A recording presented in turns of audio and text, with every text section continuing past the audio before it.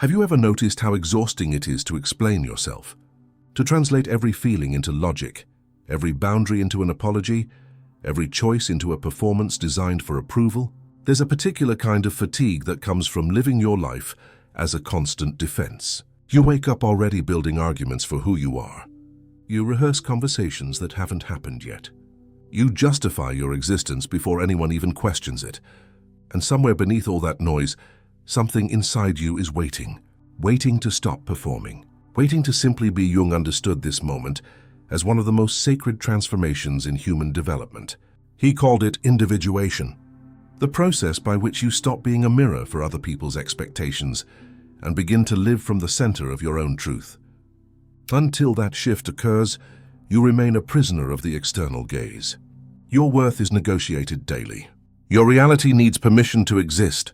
But when you finally stop justifying yourself, when you let the words fall silent and hold your ground without explanation, everything begins to change. Not just around you, inside you. If this conversation resonates with you, I want to invite you to subscribe to this channel. We explore the deeper patterns of consciousness, the psychology of transformation, and the path toward reclaiming your authentic presence. Every week we go beyond surface-level advice and into the symbolic architecture of the psyche. Hit subscribe, turn on notifications, and join a community of people committed to inner work and genuine self-discovery. Now let's continue. The need to justify yourself is not empathy. It's an old wound dressed as kindness. Somewhere early in your life, a seed was planted. The message was simple and devastating. What you feel only matters if others approve. Maybe you were told you were too sensitive, too intense, too much. Your sadness was dismissed as drama. Your anger was labeled as aggression. Your joy was ignored or minimized. So you learned to translate yourself. You learned to build logical cases for your emotions, to make your inner world palatable to an audience that may never have been capable of understanding you in the first place. This is the origin of the performance. The child who is not seen learns to explain. The child who is not heard learns to justify. And the adult who never unlearned this pattern continues the cycle, endlessly offering reasons for their existence, hoping that a good enough explanation will finally earn them safety. But no explanation can heal the wound of not being met. Only self-acceptance can. Picture this. You set a boundary. Someone reacts with disappointment or anger. Immediately, your system floods with anxiety. The old program activates. You feel the urge rising in your chest, the need to soften the blow, to explain why you made that choice, to prove that you're still good, still worthy, still deserving of their approval. Your mouth opens. The words are ready, but then something different happens. You pause. You feel the discomfort, but you don't speak. You let the silence hold the space. And in that silence, something shifts. At first, the silence feels unbearable. The mind screams that they'll misunderstand you, that they'll think you're selfish, cold, wrong. But if you stay there, if you breathe through the anxiety and hold your ground, you begin to notice something beneath the discomfort, a stillness, an ancient, quiet power that was never gone, only buried under years of apology. That power is your essence. It doesn't need to be defended because it simply is. Jung saw this as the fracture between the ego and the self. The ego, which should serve as the conscious navigator of your experience, becomes enslaved to approval. It forgets its purpose. It bends and adapts and performs, hoping to avoid rejection. And over time, the soul suffocates beneath layers of compliance. Outwardly, everything looks fine. You're polite. You're agreeable. You keep the peace. But inside, there's a deep, gnawing fatigue, the exhaustion of living for someone else's comprehension. The weight of translating your truth into a language that was never meant to hold it, and then one day you stop. You don't plan it. You don't announce it. It just happens. Someone asks you to explain yourself, and you realize you have nothing to say. Not because you're angry or defiant, but because the need itself has dissolved. You no longer require their understanding to validate your reality. You are real whether they see it or not. That moment is the beginning of true inner authority. Think of a tree. A tree does not explain why it grows toward the light. It does not justify its roots, its branches, its seasons. It simply follows its nature. It responds to the deeper intelligence of life itself, not to the opinions of those who pass by. When you stop justifying yourself, you become like that tree. rooted, unapologetic, alive in your own right. This is the master metaphor, the tree. It will return throughout this journey because it holds the essence of what we're exploring. The tree does not perform. It does not negotiate its existence. It grows according to an inner law that no external force can alter. And when you embody that same principle, when you stop explaining and start existing, your entire reality reorganizes itself around the gravity of your presence. Silence, when it comes from integrity, is not absence, it's presence. It says without words, I do not need to be understood to be real. I do not need your approval to deserve peace. And that declaration, quiet as it is, carries immense power. Because the world is not used to people who refuse to perform. The world is built on negotiation, on compromise, on the assumption that everyone is constantly seeking validation. When you step out of that game, when you stop offering explanations, you disrupt the entire system. Some people will fall away. They were never connected to your essence. They were connected to your compliance, your willingness to shrink, your need to be liked. When you stop feeding that dynamic, they'll feel the shift immediately. Your silence will disturb them because it reveals how much of your energy they were depending on. But let them go. Their departure is not loss. It's alignment. It's the universe clearing space for what's real. If you're finding value in this exploration, take a moment to hit the like button. It helps this message reach others who are on the same path of self-reclamation. And if you haven't yet, subscribe and turn on notifications so you don't miss the next conversation. Let's keep going. Jung spoke of individuation as crossing the desert of solitude. It's that inner landscape where no external voice can confirm your worth and you must stand alone in your truth. This solitude is not punishment. It's purification. It burns away the false identities you constructed to be accepted. It teaches you to hold your truth without witnesses. You learn to say no without guilt, to change your mind without apology, to end a conversation without justification. It's not rebellion in the adolescent sense. It's rebellion in the sacred sense, a revolution of gravity. When you stop justifying yourself, your energy changes. It becomes denser, more magnetic, grounded. You no longer beg for space. You become the space. You no longer chase respect. It forms around you naturally like an invisible atmosphere. People sense it before you even speak. They feel the quiet certainty of someone who no longer negotiates their worth. It's not arrogance. It's coherence. It's the alignment of your inner and outer worlds. When your actions, words, and silences all come from the same center, you radiate a presence that cannot be faked, and something remarkable happens. Your world adjusts. The tone of conversations changes. Boundaries become effortless. The energy of your life reorganizes around this newfound axis of truth. Jung would call this the return of the self, the moment the center of gravity shifts from the periphery of approval back to the core of being.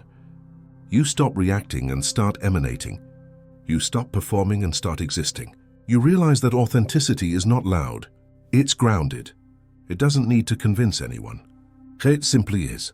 The paradox is this: the less you explain, the more you are understood. Not through reasoning, but through resonance.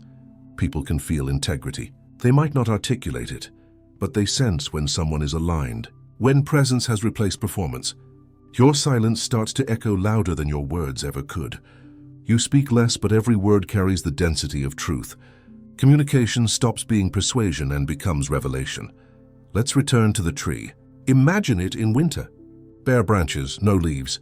To the untrained eye, it looks dead. But beneath the surface, the roots are deepening. The sap is conserving. The tree is not performing growth. It's embodying rest. And when spring comes, it blooms not because it proved itself, but because it stayed true to its cycle. You are that tree.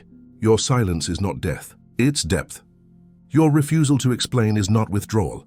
It's consolidation. You are gathering your energy, your essence, your truth. And when you're ready, you will bloom not for applause, but because it is your nature. There is deep peace in this state. Not the peace of withdrawal, but the peace of return. You are no longer performing your emotions to make them acceptable. You are no longer arguing for your right to feel. You simply feel. You decide, you act. You stop needing to be seen because you are finally seeing yourself. The silence that once frightened you becomes a home. Every time you resist the old impulse to explain, you take another step toward wholeness. Every time you remain still in front of misunderstanding, you strengthen the invisible architecture of your soul. And soon everything begins to mirror this inner solidity. Relationships evolve or dissolve. Work environments shift. The world responds differently because you are different. You radiate the quiet power of coherence. You don't fight to be respected. You don't struggle to be heard. Your presence speaks for you. It's not domination. It's alignment with something larger, something sacred. The gravity of authenticity bends reality around it. You will notice that people start listening to you differently, not because you are louder, but because you are real. Your silence carries the weight of everything you once tried to prove. You emanate an authority that doesn't need explanation. It's the kind of presence that can walk into a room and shift the temperature. You no longer beg for belonging because you finally understand you already belong. You are never waiting for their permission, only for your own. If this is landing for you, consider saving this video to a playlist. Come back to it when you need a reminder of what's possible when you stop explaining and start embodying. Share it with someone who's ready to hear this message, and drop a comment below. Tell me, what's one area of your life where you're ready to stop justifying yourself? Let's build a conversation around this. Now let's talk about the practical side, because understanding is powerful, but embodiment is transformation. Here are 3 micro-actions you can take today to begin this shift. First, notice the impulse. The next time you feel the urge to explain yourself, pause. Don't speak. Don't text. Just notice the anxiety rising. Where do you feel it in your body? What story is your mind telling you? This is not about suppressing the urge. It's about becoming aware of it. Awareness is the first step toward choice. Second, practice one unexplained no. Choose something small. A request you don't want to fulfill. A social obligation you don't have energy for. Say no, don't follow it with reasons. Don't soften it with apologies, just no, and then breathe through the discomfort. Notice what happens. Notice if the world actually collapses. Spoiler, it won't. Third, journal on this question. What would I do if I didn't need anyone's approval? Sit with it. Write freely. Don't censor. Let the truth surface. This question reveals the gap between who you are and who you've been performing. And once you see the gap, you can begin to close it. These are small steps. But small steps taken with intention create tectonic shifts. You're not trying to become someone new. You're remembering who you were before you learned to explain yourself. The tree doesn't question its roots. It doesn't apologize for its height. It doesn't justify its shade. It stands, it breathes, it grows. And in its quiet existence, it offers the world something irreplaceable. Presence without pretense. Truth without translation. Life without apology. This is what Jung meant by individuation. It's not about becoming perfect. It's about becoming coherent. It's about remembering who you were before the world taught you to perform. The process is not glamorous, but it's sacred. It's the quiet dismantling of every story that told you you needed permission to exist. It's the recognition that you never did. So when you stop justifying yourself, you don't disappear. You finally appear. You stop living as an echo and become the source. You stop whispering your truth in the language of fear and start speaking it in the silence of presence. The world changes. Not because you fight for it to, but because your being no longer asks. It declares, and that declaration, silent yet absolute, is the sound of everything falling into place. Before we close, I want to remind you, this journey of self-reclamation is not solitary, even though it requires solitude. There's a community here of people doing the same work, asking the same questions, walking the same path. If you haven't subscribed yet, do it now. Turn on notifications. Join the conversation. And if this message moved you, share it. Someone in your life needs to hear this today. You are not too much. You are not too little. You are not required to defend your existence. You are the tree rooted in truth, growing toward light, offering your presence to the world without apology. And that in itself is enough. There is something ancient in this realization, something that predates language, culture, and conditioning. Jung called it the self with a capital S. Not the ego that performs, but the self that simply is. The part of you that existed before you learned to be afraid of rejection. The part that will remain long after you stop caring what others think. This self is not created through effort. It's revealed through release. Through the willingness to stop defending, stop explaining, stop translating your essence into digestible pieces for an audience that may never understand. When you live from this place, you enter what Jung described as the process of wholeness. Not perfection, not flawlessness, but integration. The light and the shadow, the strength and the vulnerability, the silence and the speech, all moving together as one coherent force. You stop fragmenting yourself to fit into different contexts. You stop wearing masks that exhaust you. You become singular in your expression, unified in your being. And that unity radiates outward, like a frequency that only certain people can receive. Think about the relationships that drain you, the ones where you constantly feel misunderstood, where you have to explain your intentions, where your actions are always questioned. These relationships exist because you are still performing in them. You are still negotiating your right to be. But the moment you stop, the moment you withdraw your energy from that negotiation, one of two things happens. Either the relationship transforms into something real, something based on mutual respect and presence, or it dissolves. And both outcomes are a gift.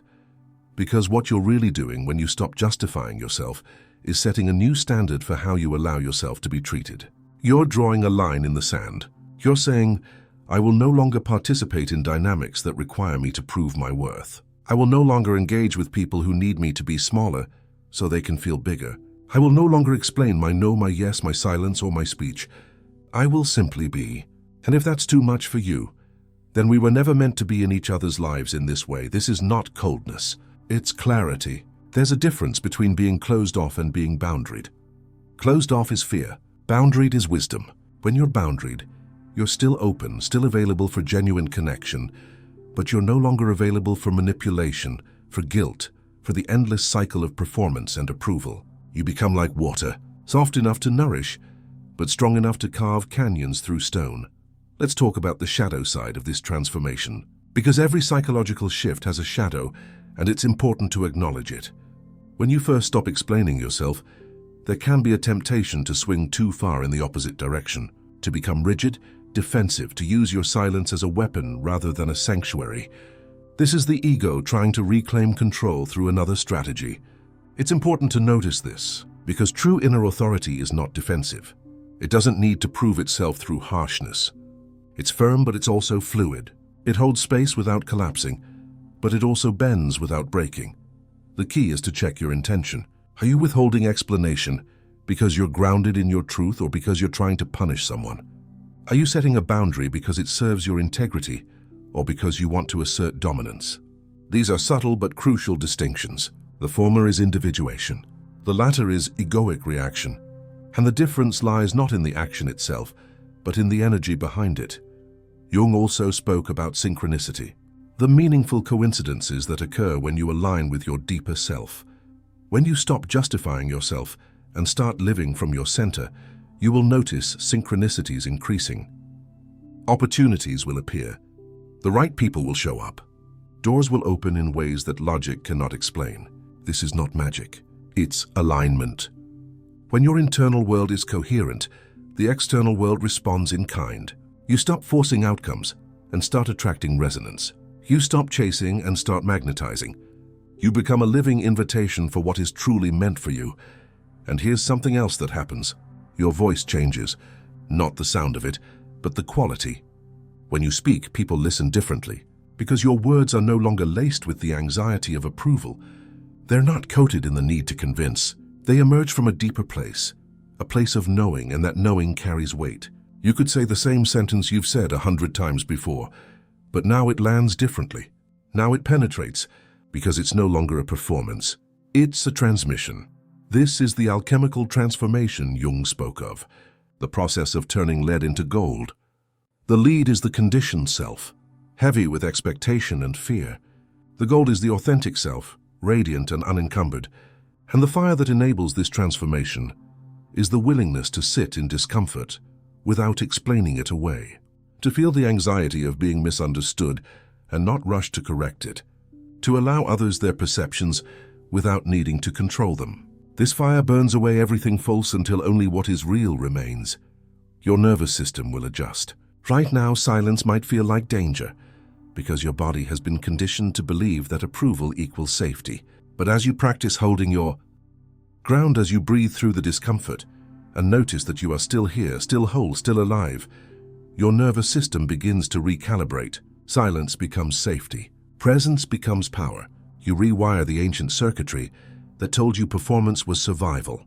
You teach your body a new truth. I am safe in my essence. I do not need to perform to be protected. And this is when you begin to understand that the people who truly matter, the ones who are aligned with your essence, never needed your explanations in the first place. They saw you. They felt you. They resonated with your truth before you even opened your mouth. These are your people. These are the relationships worth nurturing, not the ones built on constant clarification and defense, but the ones built on silent recognition and mutual respect. The tree in autumn lets go of its leaves without explanation. It does not apologize for the falling. It does not justify the bareness. It trusts the cycle. It knows that release is not loss, but preparation for renewal. When you stop justifying yourself, you enter your own autumn. You let go of relationships, beliefs, and identities that no longer serve you, and it might look like loss from the outside. But inside, you are preparing for a spring that will be more authentic, more alive, more you than anything you've known before. This is the gift of individuation. You do not become more. You become clear. You do not become powerful. You remember your power. You do not earn your place in the world. You reclaim it. And that reclamation, that return to your essence, is the most radical act of transformation available to a human being. It changes everything. Not because the world is different, but because you are finally, fully, unapologetically yourself. So stand like the tree. Root yourself in truth. Let the winds of opinion pass through your branches without shaking your core. Offer your shade to those who appreciate it, and do not chase those who walk away. Trust that your silence is not emptiness but fullness. Trust that your presence is not passive but profound. Trust that you are enough exactly as you are, without a single word of explanation. There's a psychological principle that Jung explored deeply, the projection mechanism. When someone demands an explanation from you, they are often projecting their own insecurity onto your autonomy.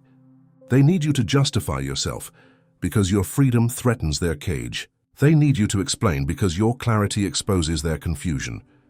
This is not about judgment, it's about recognition. When you understand that most demands for explanation are actually requests for you to shrink, you stop taking them personally. You see them for what they are, invitations to a game you no longer play. And here's where it gets interesting.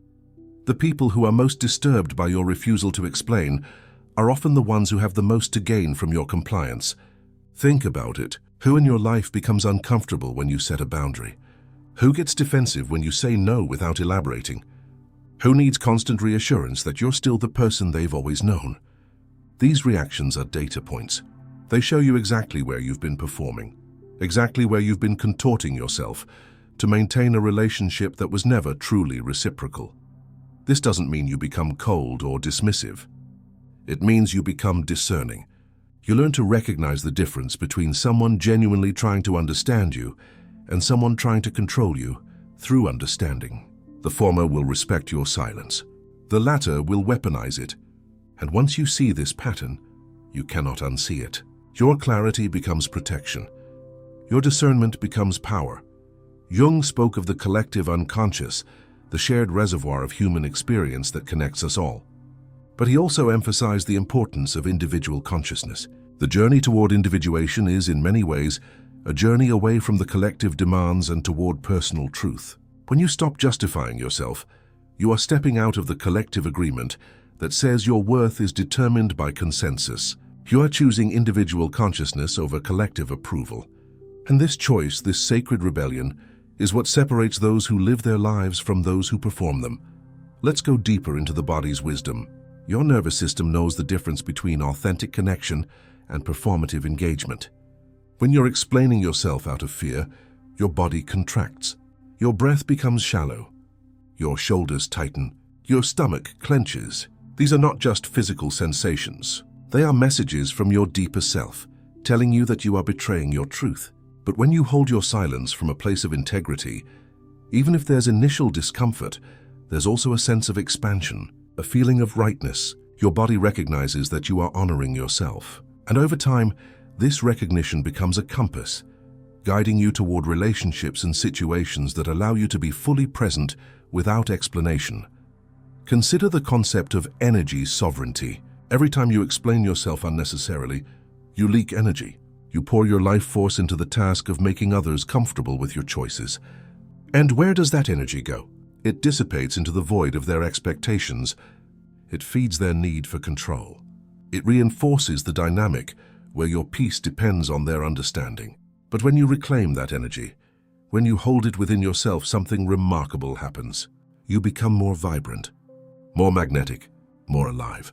Because you are no longer fragmenting your essence across multiple performances. You are whole, contained, complete. This is not about isolation. It's about integration. When you stop explaining yourself, you actually become more available for genuine connection. Because you're no longer wasting energy on superficial validation. You have more to give to the relationships that truly matter. You show up fully in conversations that deserve your presence. You invest in connections that honor your essence. And paradoxically, by becoming less available to everyone, you become more present to those who truly see you. There's also a spiritual dimension to this transformation. Many wisdom traditions speak of the power of silence. In meditation, silence is the space where truth emerges. In prayer, silence is where connection deepens. In art, silence is the canvas on which meaning appears. When you embrace silence as a response to demands for explanation, you are engaging in a spiritual practice. You are creating space for something larger than ego to emerge. You are trusting that your essence speaks louder than your words. You are honoring the mystery of who you are, rather than reducing yourself to a series of logical justifications. And let's address the fear directly. The fear that says, if I don't explain myself, I will be misunderstood. And yes, you will be. You will be misunderstood by people who were never capable of understanding you in the first place.